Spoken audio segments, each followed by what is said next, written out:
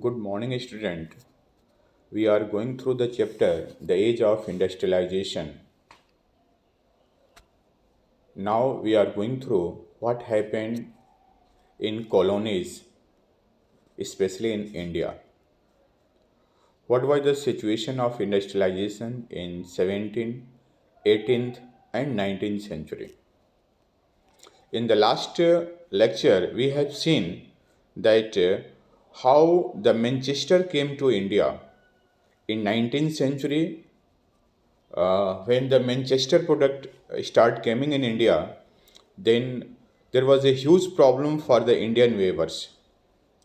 Their export market collapsed as well as their local market were also engaged by the Manchester product in 19th century. Whereas in the last of the 19th century, uh, industrialization, or we can say industrialization in India also started, and their product flooded in the market, so it was not the profitable business.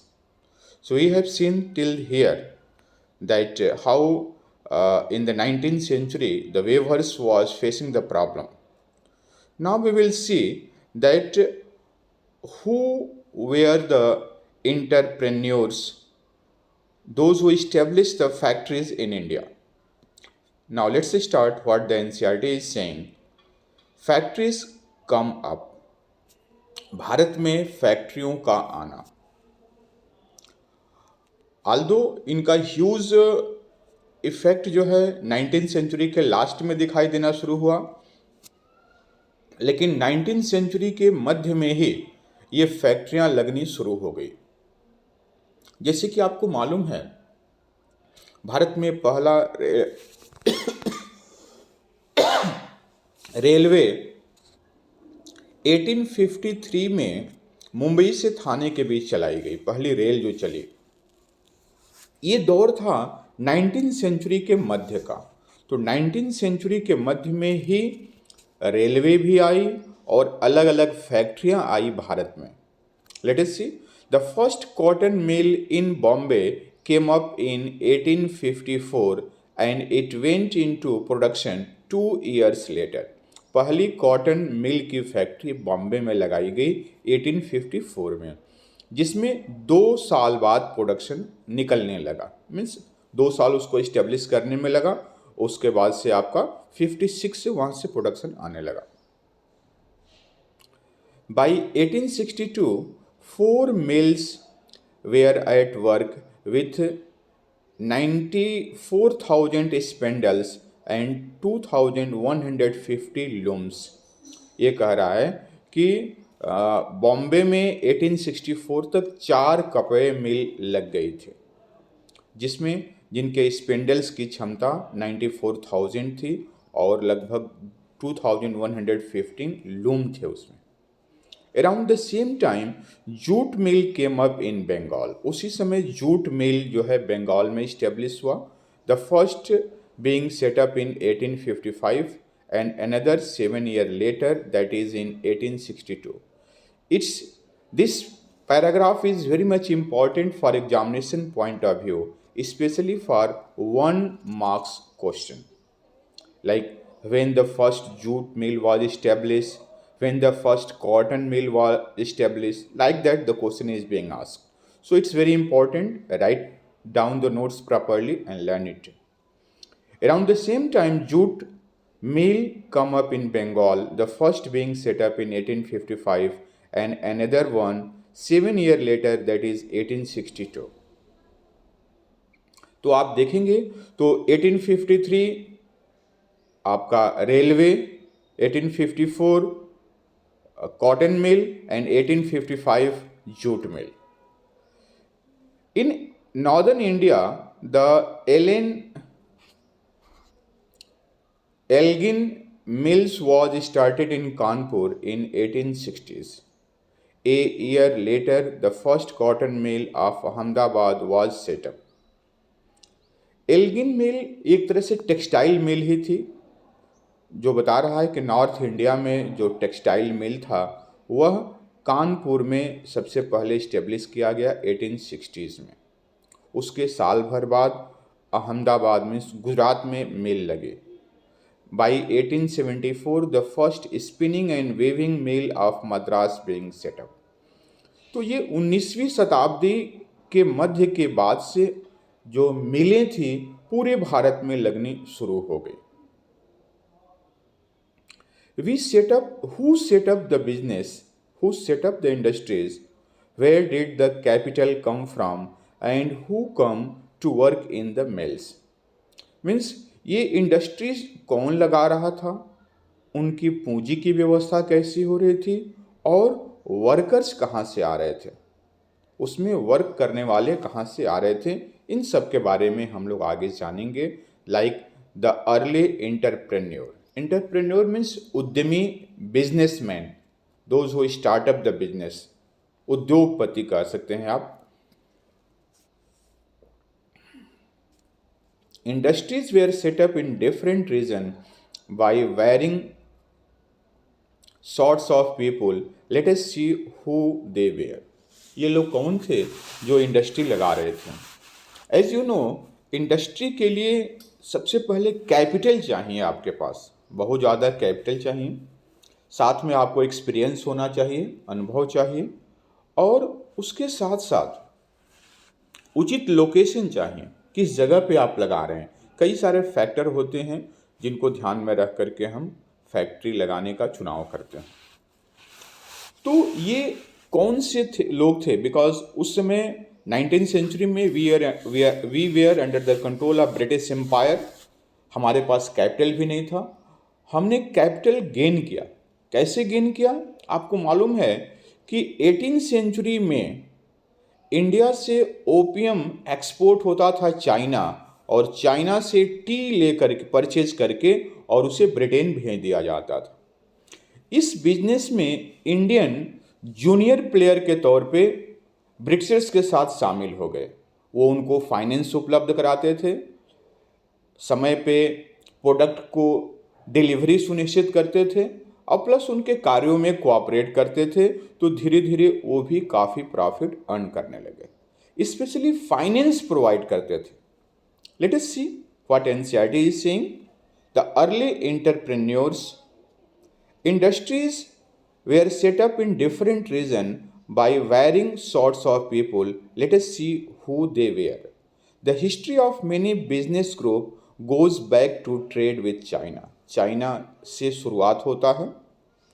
From the late 18th century, as you have read in your book last year, the British in India began exporting opium to China and took tea from the China to England. Bharat से अफीम China export किया जाता था और China से चाय England export किया जाता था।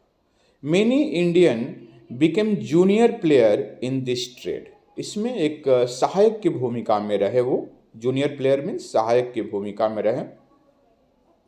Providing finance, procuring supply and shipping consignment. उनको सुनिश्चित करते थे कि उचित समय पे आपको सप्लाई मिल जाए, और शिपिंग मीन्स जहाज में लादना, उसको भेजने की जिम्मेवारी, ये सारी जिम्मेवारियां भारतीयों के पास रहती थी।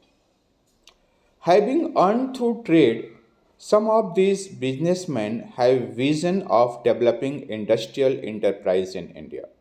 तो चाइना के साथ और ब्रिटेन को सामान भेज करके ये जो ट्रेड से पैसा कमाए थे, इनमें से कुछ बिजनेसमैन का विज़न था कि भारत में इंडस्ट्रियल इंटरप्राइजेस की शुरुआत किया जाए, भारत में इंडस्ट्रियलाइजेशन की शुरुआत किया जाए।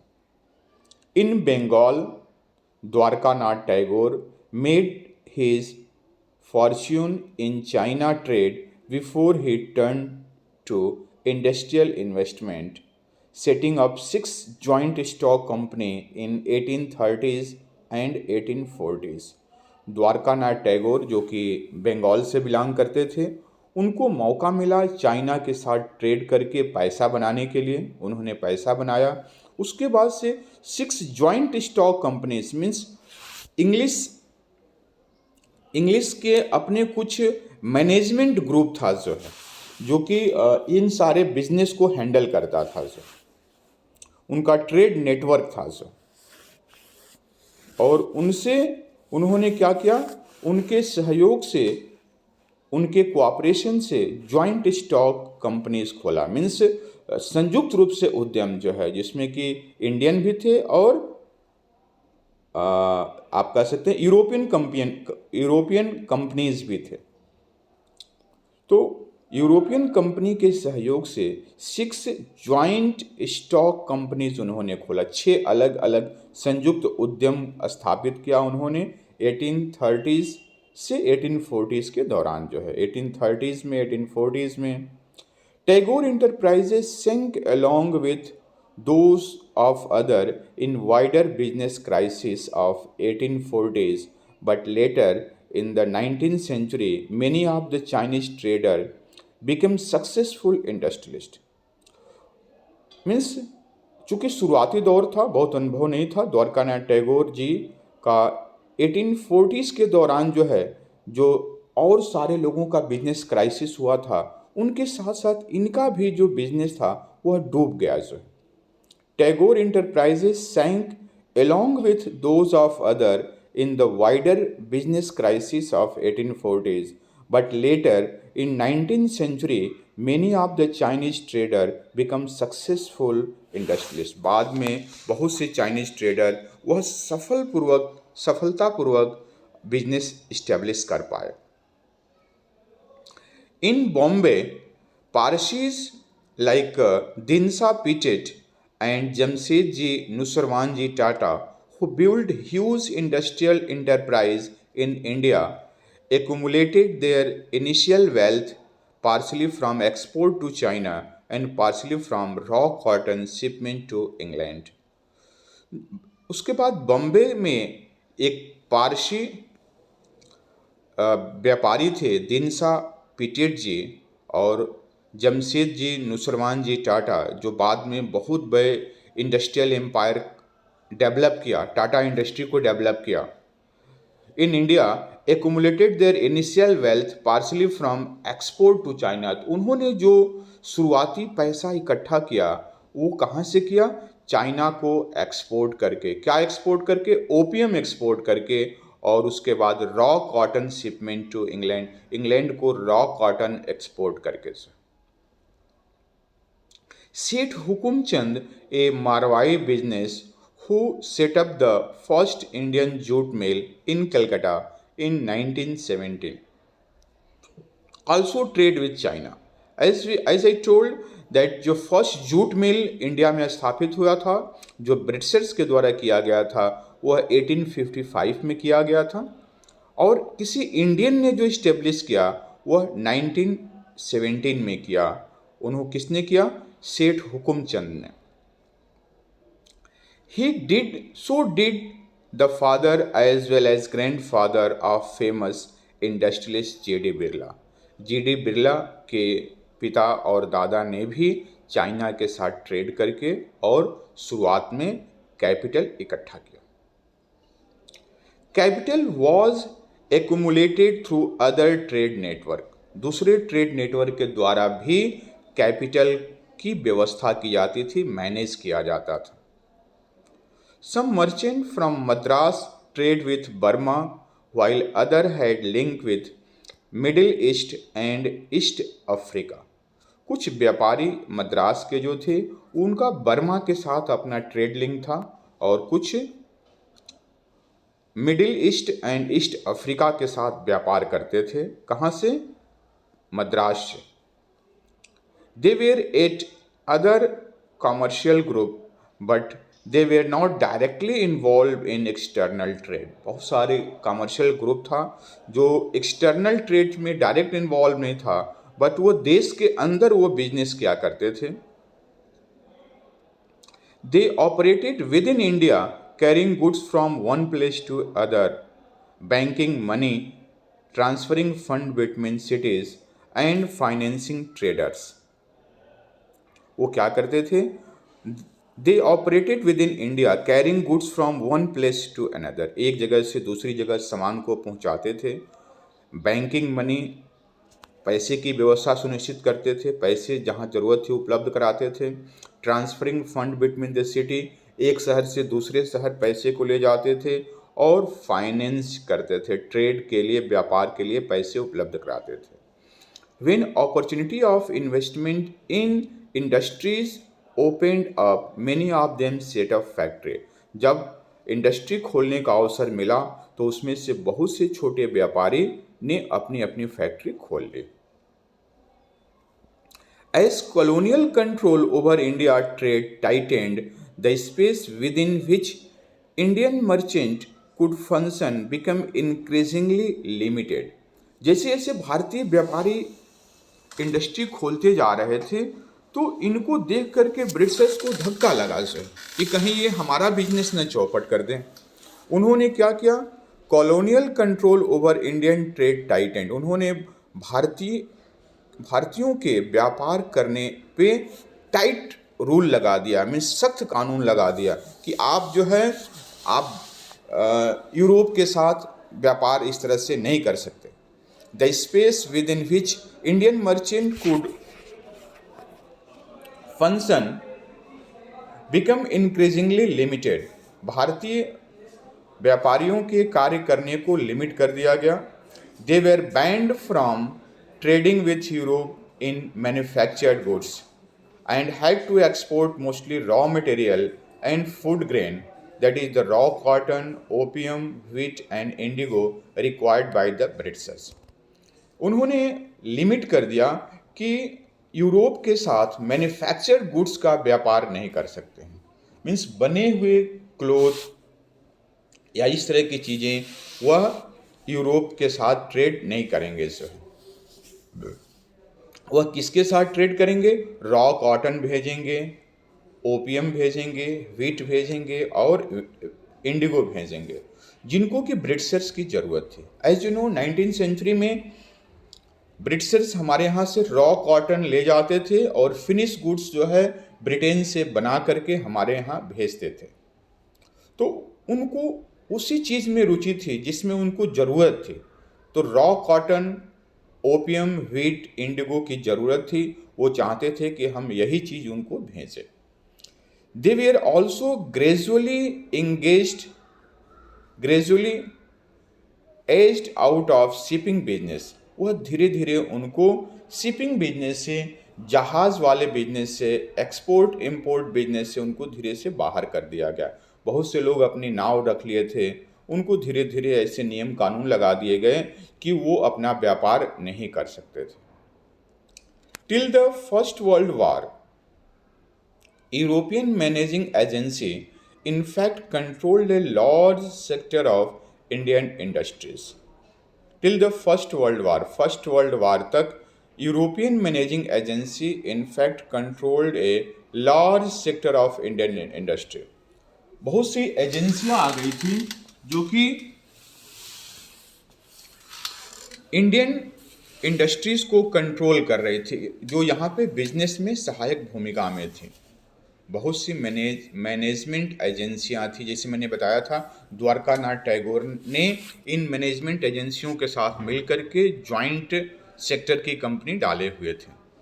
सो till the First World War European managing agency in fact controlled a large sector of Indian industries. Three of the biggest one were Bird Heilgers and company, Andrew Yule and Jardine Skinner and company. तो ये जो managing एजेंसियां थी जिसमें से तीन प्रमुख थे, Bird Heilgers and company, Andrew Yule and Jardine Skinner and company. The agencies mobilise capital, set up joint stock companies and manage them. ये जो एजेंसियां थी इनका काम था कैपिटल प्रोवाइड कराना, जॉइंट स्टॉक कंपनी इस्टेब्लिश करना और उनको कंट्रोल करना। In most instances, Indian financiers provided a capital while the European agencies made all investment and business decision.